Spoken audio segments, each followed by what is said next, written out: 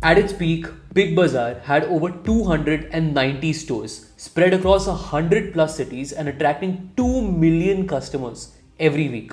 It was India's answer to Walmart, a revolution in the Indian retail space. Their annual profits were in excess of 5,000 crore rupees. The man behind it all, Kishore Biyani, was called the king of Indian retail, the man who changed the way India shops. But today, his empire lies in ruins. But how did this happen? What led to the dramatic rise and shocking fall of Big Bazaar? Welcome to another video of our channel and to our 16th business case study.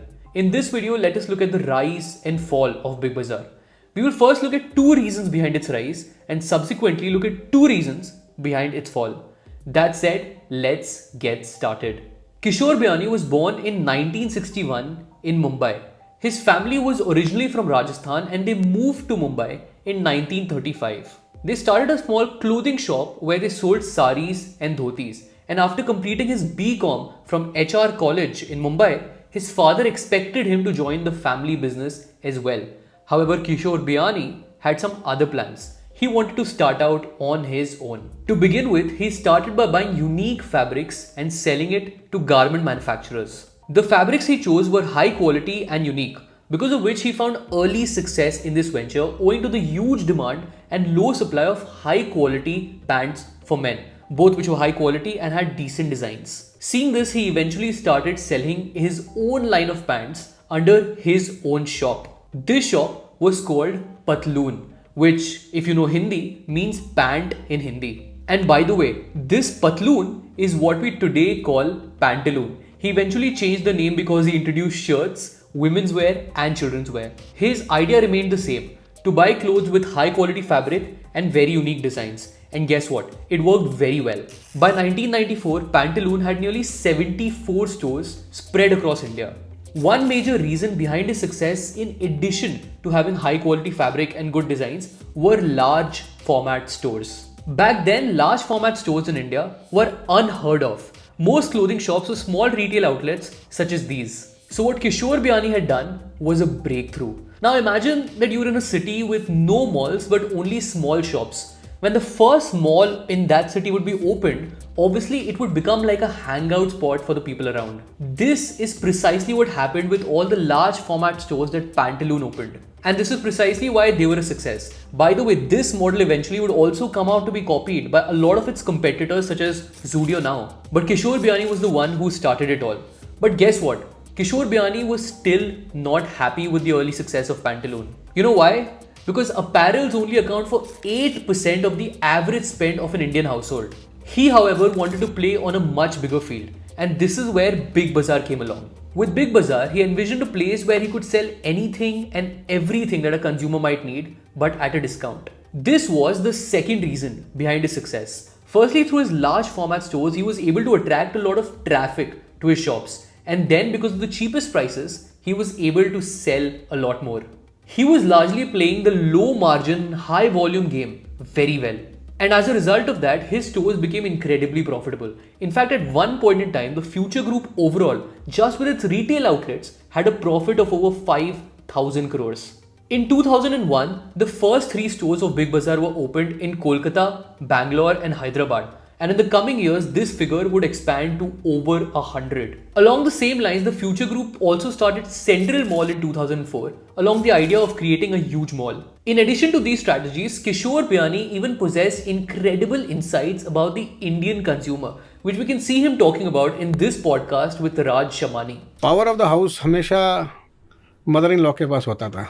अच्छा. And चाबी घर की kitchen किसके हाथ में है वो determine करते हैं कहाँ से सामान लाना है. एंड हम लोगों को वो ब्रेक करना, अब नो मदर इन लॉ को दुकान में लाना हम लोगों के लिए बहुत बड़ा काम था. तो we have to work on that.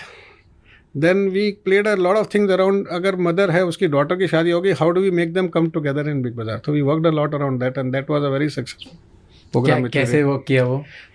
How do you make them meet there and दोनों की शॉपिंग साथ में करें. बिकॉज आज भी डॉटर होती है वो मदर से पूछती है कि कहाँ से क्या सामान लेना है, क्या सामान लेना है. तो we played on that insight. With Central Mall, Big Bazaar and Pantaloon, Kishore Biyani was recognized as the king of Indian retail. So far, everything was going good. In fact, everything was going great. But this is where the problems started coming. This also brings us to the first reason behind the fall of Kishore Biyani, the Future Group, and Big Bazaar: over diversification. Now, diversification in itself is not wrong. Well, am I a hypocrite? You're afraid, like we hear people say, right? Diversify. Diversification is for idiots. Well, my hypocrisy aside, in the case of Future Group, you won't believe the extent of diversification they'd started doing. They had introduced Gold Bazaar to sell gold, Hometown to sell furniture, Depot to sell books, and even Chamosa to sell chai and samosa. In addition to all of that, they had entered the wealth management business with Future Capital Holdings and Future General to sell general insurance. Now, in the process of introducing all of these new businesses and trying to grow in each and every one of them, Future Group had been taking on too much debt. They were largely expecting these new ventures to pay off eventually. However, just then came the 2008 global recession. I think this is the most significant financial crisis in the post-war period. There are fears the sell-off will continue on Wall Street. Soaring gas prices, falling home prices, and rising unemployment. What kind of recipe is that? Overall, that's a recipe for a recession. The subsequent slowdown in the Indian economy and the tight liquidity conditions led to things getting bad. As a result of this, Future Group was forced to restructure. They were forced to sell Pantaloon to Aditya Birla Fashion for 1600 crores and Future Capital to a private equity firm. Now, at the face of it, the troubles should have gotten better. But guess what? Then came two major events. Firstly, the rise of e-commerce with the Jio wave in 2016. In a desperate attempt to gain back market share and participate in this e-commerce race, Big Bazaar Direct was launched. But guess what? It didn't quite work. E-commerce was the first big hit to the Indian retail segment, and Kishore Biyani, being the king of Indian retail, obviously had to suffer. They still survived that, but then came the death blow: COVID-19. All of Future Group's retail outlets and businesses like Big Bazaar and Central were shut. They could no longer pay their rent, salaries, or debt back. This was the end. Bank of India took the Future Group to NCLT, which basically meant they were bankrupt. Since then, there's been a lot of competition and conflict between Amazon and Reliance to acquire more and more assets of Future Retail. For instance, now most of the retail locations of Future Group are now controlled and owned by Reliance Industries. But yes, this was the end of Future Group as we know it. But in 2002, just a year after the launch of Big Bazaar, another retail company was formed. And while Big Bazaar is now shut down, this company today is worth 2.5 lakh crores with an annual revenue of 60,000 crores. Can you guess which company I'm talking about? Let me know in the comment section below. Our next business case study would be on them. For now, I really hope you enjoyed this video and found it useful. And as always, thank you so much for watching.